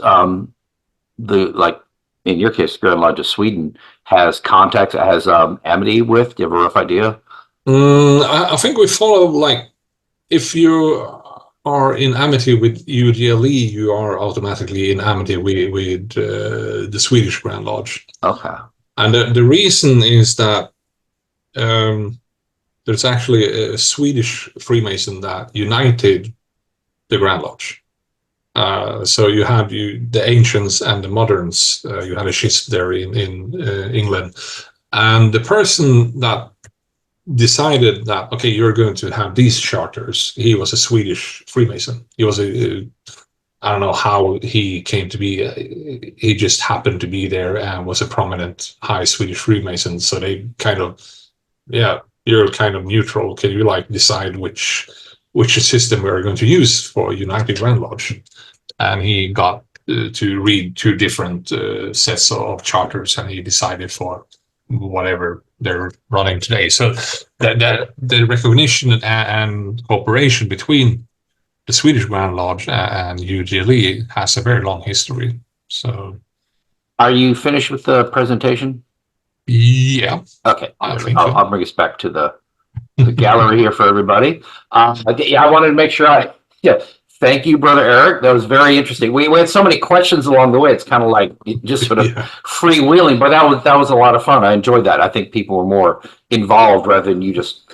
I mean, you did go over an hour, but if the speaker goes for an hour and doesn't pause and doesn't take questions, I think people start to You kind of, we can talk longer online than like in a Blue Lodge. In a regular Blue Lodge, I try not to go over 20 minutes, and in the Research Lodge, I'll go about 30. But I think online you can go longer. But the fact we're all interacting, it didn't seem like it's like, oh my God, is he ever going to stop? You know what I mean? Even though it's good information, people kind of say, hey, hold on, I can't take anymore. Were there other questions? I think you took questions along the way. So, but anyone have any other questions or comments? Want to make sure everybody has a chance to go. Well, I would love some corrections, definitely. Please. So. Go ahead, Brother Martin. Thank you. I just want to say congratulations, Eric, on your upcoming 7th. Oh, yes. I won't comment on it, but, you know, that's going to be your first glimpse into the higher degrees. Oh, yes. At the same time, the 7th degree in our system is the 1 degree I haven't got my head around. Mm-hmm. But I hope you do. Interesting. and listening to what you think. Challenge accepted. Yeah, but you know, the degrees above, fine, great. Mm-hmm. But it's going to be an experience. So congratulations to you. You are absolutely should be looking forward to that. Now, let me ask you, Brother Martin, it is okay in Norway's version of Swedish Rite. Is it that different? You have the same degrees that Sweden does, correct? Or is there a variance in the bodies or the degrees or what have you? No, it's exactly the same. Okay. So I am the 10th degree today, but oh wow, that's the end of the line for me. Okay. I'm not going to be the Grand Master of Norway. No way. So I'm at the end of the line. But, you know, at the same and how long from the time you came in, how long did it take for you to receive the 10th degree? 21 years. 21 years. Yeah. Wow. But you know, I really enjoy, you know, visiting Ireland and UK. So I do that every year, visiting a lodge, either in the Craft or Royal Lodge. But this year is going to be Craft again. But next year, I'm hoping to visit their Temple of Malta. Hopefully. Very cool. By the way, I hate that. It may sound ignorant, but Per, the PER, is that a title? Was that your first name or what is that? I know. I asked that a lot. I lived in London for 3 years, so I always asked that. So when I lived in London, I skipped my surname. I'm going by Pierre Martin.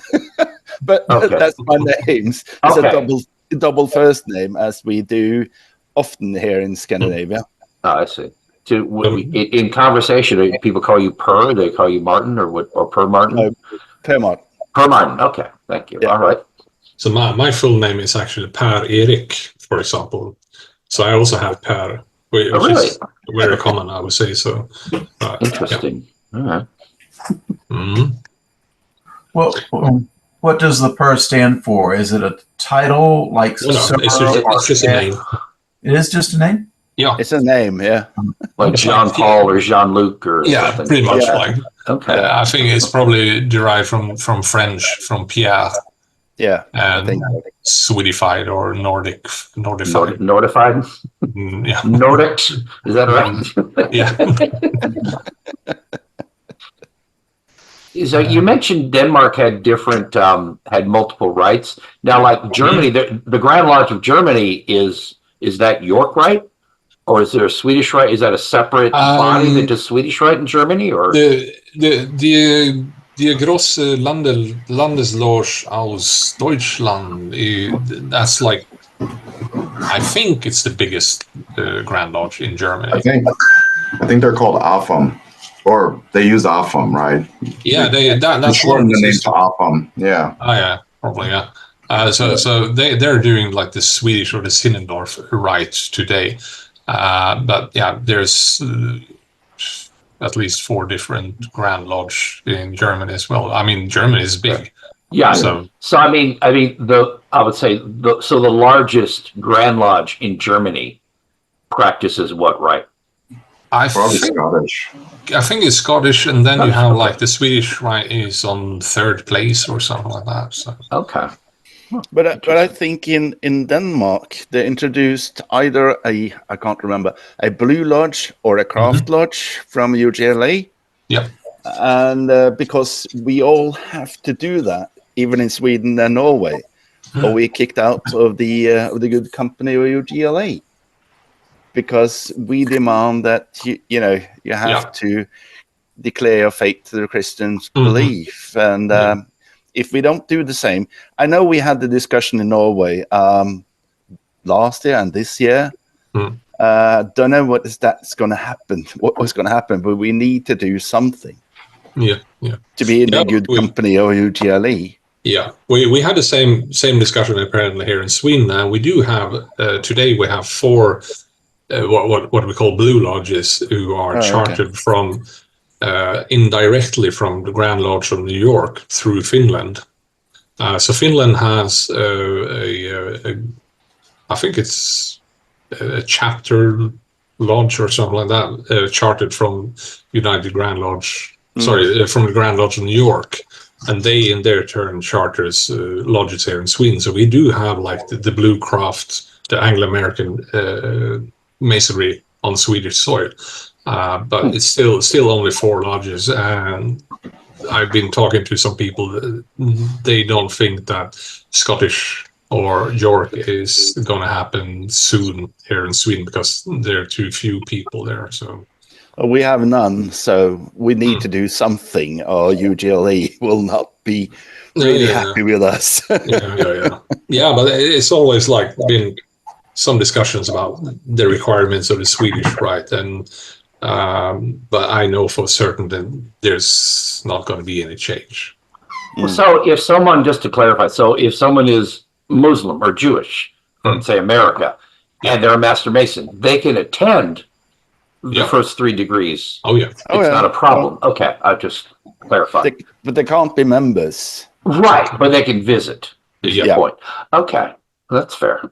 And I think there's, in some of the high degrees, you must be Christian, actually, to visit them.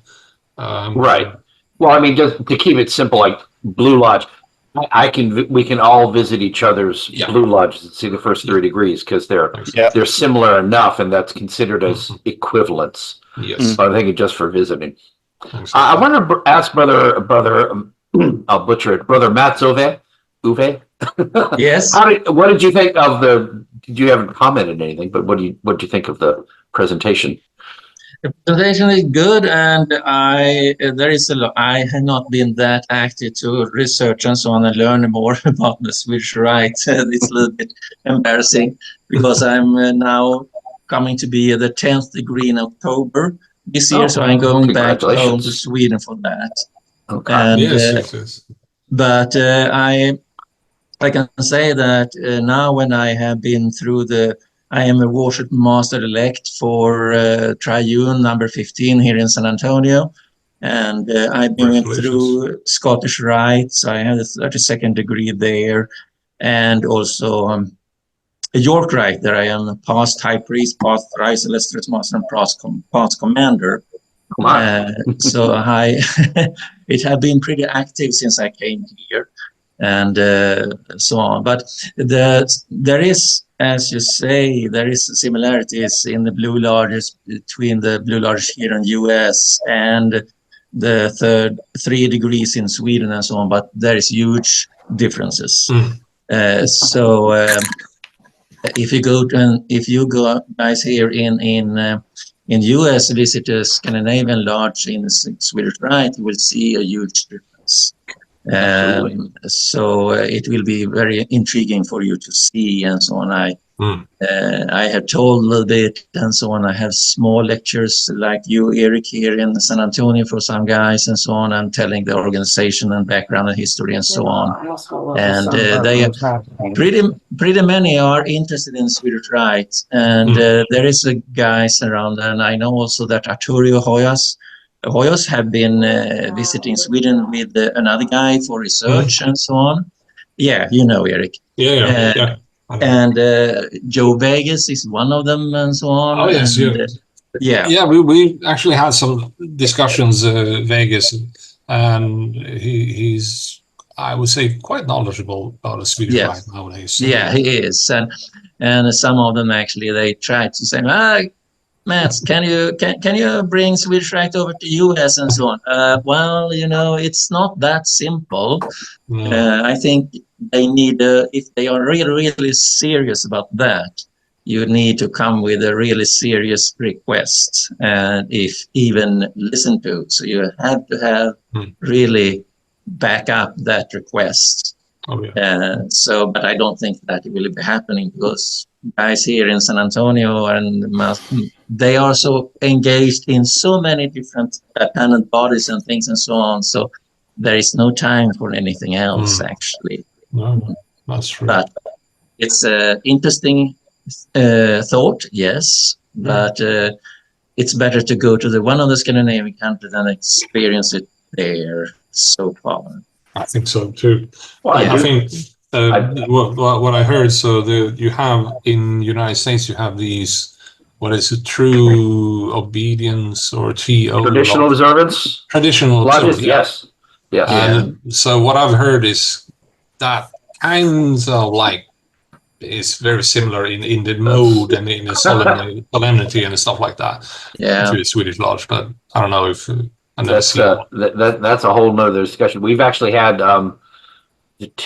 we've had at least one presentation on traditional observance here in our unstated meetings, where I brought in people who are member of observant lodges, and that's a whole big discussion here. And it's kind of funny, because the shorter answer is those of us in America who feel like we're missing something in Masonry, it's not serious enough, it's not deep enough, we're starting these observant lodges. And then we have this meeting, and we have our brothers from England and Europe who are saying, "Oh, so you're practicing Masonry finally." So it's kind of funny. It's kind of a thing. But I think that's true. American Masonry does seem, I hate to say watered down, but I think it is. It's more acceptable. It's not as deep. A lot. My impression, and I'm going to write a paper on this of. The differences in those of us who are really into the esoteric stuff, those who would come to these sorts of meetings, it's like most Masons in America enjoy the social aspect of Masonry, and they may enjoy the charity and all like that.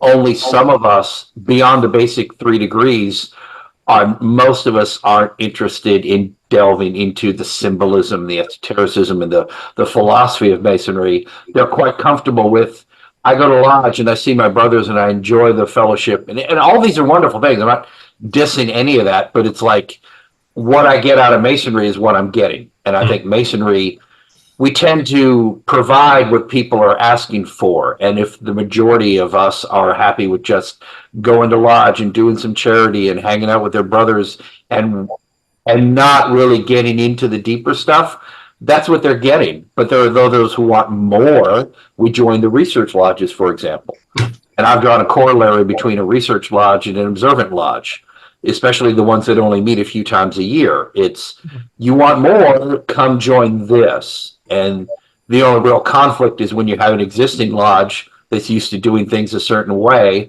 and a few brothers come along and say, well, we want to make it an observant lodge. And they try to turn in a regular lodge into an observant lodge and say, well, everybody's got to start wearing tuxedos and tails, and everybody's going to have to pay $300 a year in dues, and we're going to charge $30 for dinner. We're going to have a 4-course meal.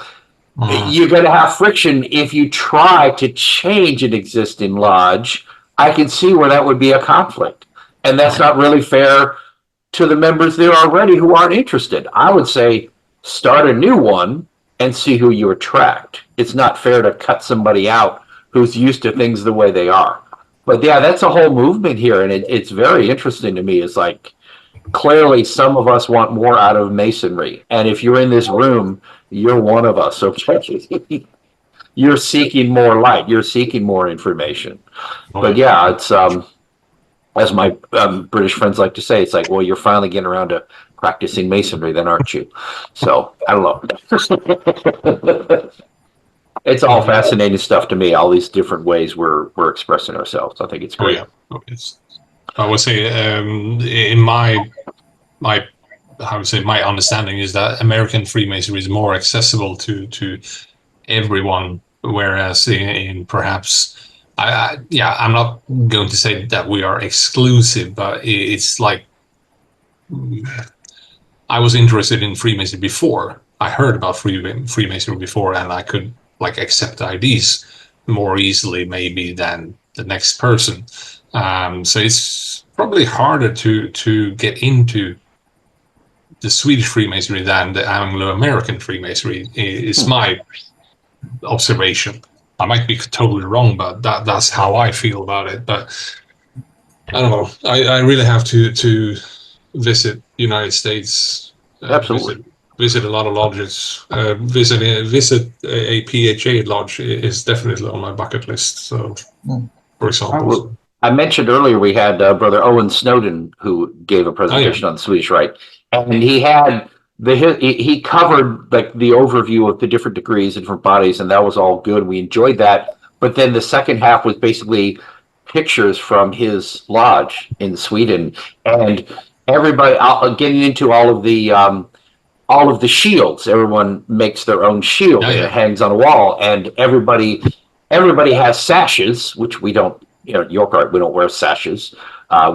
Sometimes we have our own aprons. Most of the time, you only have an apron if you're a past master, and otherwise you don't own an apron. But showing the feast after the meeting and everybody drinking and eating and all like this, like, well, I'd be happy just to go see that, just to have a serious meal after lodge and drinking and all like that. That's an appeal to me right there. Set aside everything else you talked about. I'd be happy just to go for the meal. So it's just how different we are. You definitely have a better time socially, I think, than we do. We serve, we serve fried chicken on paper plates, and everybody throws in $5 for the meal, and they're happy. That works. You know what I mean? But the agape, the dinner after is a part of the lodge. Absolutely. You actually miss, I would say, 30% of the experience if you go home after the lodge and not attending the meal, actually. So it is really important. Cliff, you had a comment? Just a quick, Eric, if any of you folks come to the U.S., you're perfectly welcome in our lodge, and we'll make you feel welcome. Absolutely. Thank you, brother. Appreciate that. Well, maybe I'll bring you out here, and you can be a guest speaker in our research lodge. That would be cool. The last time I went to the United States was like 1 year after the Katrina. I went to New Orleans there, so that was quite some time. Other comments or questions? We're coming up on 11:40, which is fine, but I want to make sure everybody has a chance to comment before we wrap it up. No, I just want to say, I agree with Eric. The dinner after the meeting is actually a part of the meeting. We have a kind of a ritual at the meeting as well as they do in the UK and Ireland. So if you miss out on the meeting or the dinner, and well, in England and in the UK, they have to call it the harmony, because that is what it really is. So you need to attend to that, or you miss out a lot of the meeting. Let me ask this, Eric. So for your typical meetings then, what time do they start? I think 6:30 is when we enter the lodge. Okay. And then the dinner is after? Yeah, exactly. So I guess it takes about a couple of hours. So 8:30-ish, you go to the table, and you usually stay there until about 10 o'clock. Okay. Now, typically, outside of lodge, when would you normally have dinner in Sweden? Oh, about 6, 7. Okay, so it's not that different from America. Okay, because it's very typical for American lodges. If the meeting is at 7, the dinner's at 6. If the meeting's 7:30, the dinner. So we always have dinner beforehand. That's our custom. And unfortunately, as soon as lodge is over, most people just head out. Yeah. So I think some hang around, but it is very valuable to have the dinner afterward, because you wind down and you you kind of speak to each other and discuss everything like Right. that. The downside is that my circumference in the middle section of my body has Yes. increased Absolutely. quite a lot because of the late dinners. Then you're doing it right. Yeah, But I mean, totally. I was going to say, if we had a dinner at 8 or 9 o'clock, you would have a huge protest breakout. It's like, I can't be eating dinner at 9 o'clock at night. I mean, that's kind of, I think that's part of our mentality. Most people are used to eating dinner here at 6 or 7. So having dinner beforehand makes more sense culturally. Yeah, Right. we I try don't to, know. if we have like a double reception, which happens occasionally in the Enter the Apprentice, you kind of have like, yeah, a hot dog or something before, and then like a sandwich, small sandwich afterwards. But Okay. it's, yeah, sometimes that happens, but yeah. Mm-hmm. Other comments, questions? I want to share everybody a chance to comment. Good to see you, Brother Alan. You joined us late. And get to say hi to you. Normally you're here right when we open. And you don't appear to be driving at the moment. I hope. I don't see your hands on the wheel. Alan's a truck driver. He is always on the road when he's with us, but he appears to actually be at home. So, all right. I appreciate, Eric, very much appreciate your talk. I think it was great. I love the kind of the open forum where we all just kind of interjected and we talked and had discussions along the way. Should be very interesting. This will be on YouTube hopefully soon. That's on me to get it out there. Our next speaker, I mentioned Brother Owen, and he is, oh, go ahead, Michael. I just want to do one thing. I realize that a lot of our people are spread out around the world, but just as you and I and Cliff and some of us here are part of Research Lodge, just want to invite people on our calendar that the next Research Lodge in Virginia, it will be at Peyton Randolph on Saturday, July 27th. George Washington Lodge of Research meets in Fredericksburg on Saturday, August 5th. And we in 1777 will be meeting at Chesapeake on August 17th. And that is Berkeley Lodge in Chesapeake, if I'm correct. Yep. And that's actually the 3rd is George Washington. Not the 5th. Yeah. Yep. So I just Thank want you. to invite the people are most welcome if you're in the Mid-Atlantic in those dates to join us in person. Yep. And if you saw in the chat, I'll go ahead and say it's researchlodge.org if you didn't get it. But I do have at least the dates of when all of the research lodges meets. It's hard to get them to all provide who the speaker is. I think sometimes because they don't have a speaker lined up ahead of time. But I do at least have the dates for the year. They're available there on the calendar. So if you're looking to attend a research lodge, we do list all of their meeting days on our website. So, but I was going to say, Brother Snowden, who we talked about, is actually going to be speaking at our next unstated meeting, which would be July 20th. And he will be speaking on Peter the Hermit and the Knightly Order of the RAOB. Owen's very good about presenting these obscure fraternal bodies that may or may not be Masonic related, but they are all similar in origin. And he'll be giving a good talk on that on the 20th. So we're glad to have him give a talk then. And if you're watching us on YouTube, I ask you to like and subscribe. That helps us out a lot. And I will have this and the other backlog of papers or unstated meetings on our YouTube channel soon. Brother Valder, you had a comment? Oh, question about your Facebook group. Is that only open to Masons, or do you allow public folks coming in? It is open to anyone. Okay. Not restrictive. Cool. We do have a lot of candidates who want to learn more about Masonry. It's like, well, you're kind of taking the graduate level course before you finish high school, but sure, you're welcome to join in and join. Yes, we are welcome. Anybody can sign up. Just like for these meetings, we don't restrict them to Master Masons. I don't think you will follow it as easily if you're not a Master Mason, but since we can't discuss ritual, you may not, when we talk about Hiram, you're like, who's Hiram? If you're an EA or a candidate. But anyone is welcome to attend because everything here is public. Everything here goes out on YouTube, right? There is no secrecy on the internet. So I assume that anything that we're broadcasting, someone can see it who shouldn't. So we don't discuss ritual. I got to go, Chris. So, Brethren, it was great to be here. Good night, all. good to have you with us.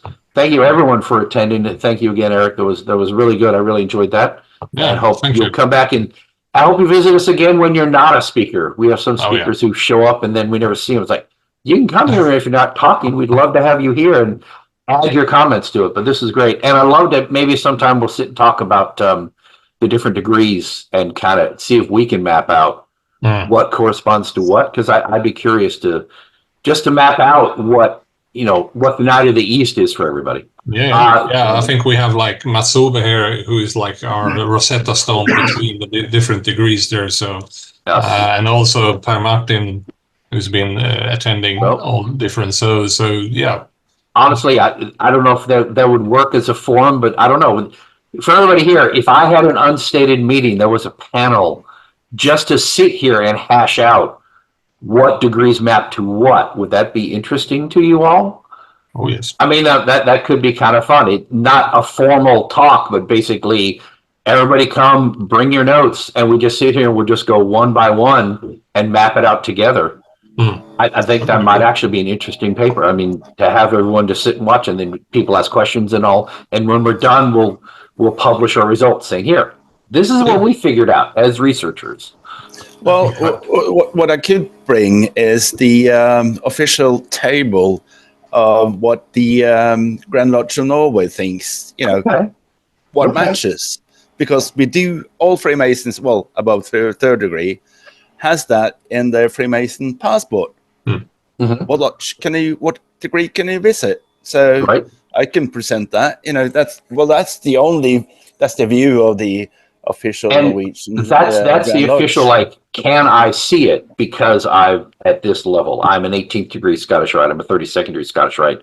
I'll be able to see that. But I'm actually curious, like, degree by degree, what's the equivalent? Because your Knight of the East might not be my Knight of the East. That's what I'm more interested in, is like, what's the degree itself? You know what I mean? But that's a good starting point. It's just a guideline for us, when we set up, when we go, where can we visit? But we still have to go through the Foreign Office, Absolutely. I mean, I'm more curious on the point of, what the actual degree itself, what does it talk about? And because you can say in broad, I can say Zerubbabel and King Cyrus, that's not really giving away anything to say that's what the degree is based on. It doesn't get into the specifics, but it's not actually correct, because last year we visited a Royal Lodge in London, and I had a friend that has a 6th degree, and he probably shouldn't be there. Oh, really? Okay. Well, it's a judgment call, I guess. Okay. Brother Valder? Yeah, so a comment and a quick question for Brother Eric. And my question, you're free to answer if you want or not, but my comment is, I think it's the 3rd edition of the Ritual and Monitor Guide of the Southern Jurisdiction. In the very first 2 chapters, in one of those 2, there's actual table that gives you the degree equivalency between the Southern Jurisdiction and the Swedish system. Really? Yeah, so you could actually, there's an agreement between the Supreme Council of the Southern Jurisdiction with your Swedish order in Sweden. And I think it's for Sweden in particular. I don't know about the other ones. That they mapped that out and they did a degree equivalency, basically. So that way, when you visit, you can an American Scottish Rite Mason can contact the Supreme Council, ask for the letters of introductions, and to facilitate the visitation. And then that person will know where they can visit and whatnot. Excellent.